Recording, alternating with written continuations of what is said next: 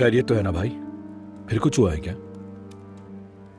मैंने कहा था किसी को कुछ मत बताना। दिलान को क्यों बताया फिर तुमने? हाँ, ठीक कह रहे हैं आप। दिलान ने सब कैसे जान लिया मुझे नहीं पता। शायद उस वक्त जब मैं आकिफ को बता रहा था उन्होंने सुन लिया होगा।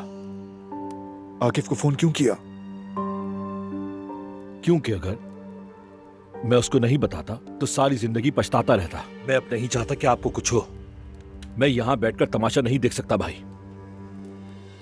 और अगर आप मेरी जगह होते और आपका भाई आग में घिरा होता तो आप ऐसी सिचुएशन में घर में बैठकर आराम कर सकते थे।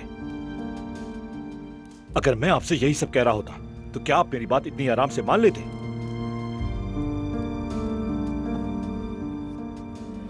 ठीक कहा। मैं भी वही करता जो तुमने किया।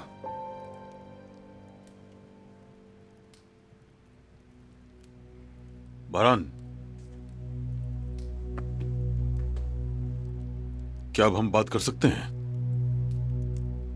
बाबा पहले मैं बोलूंगा।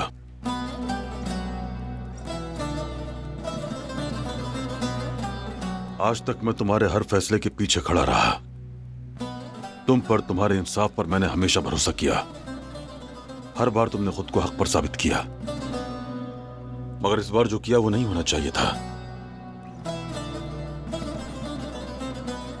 जरा भी नहीं सोचा, हमें बताए बगैर तुम आग में कूद पड़े।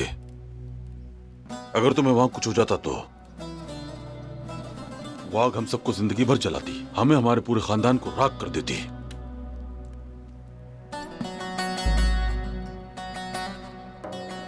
और फिर ये सोचो कि हम दोनों एक दूसरे का सामना कैसे करते।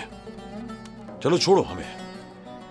मैं बतौर दादा अपने पोते की आंखों में कैसे देखता कि मैं उसके बाप को नहीं बचा सका, क्या बताता? बताओ।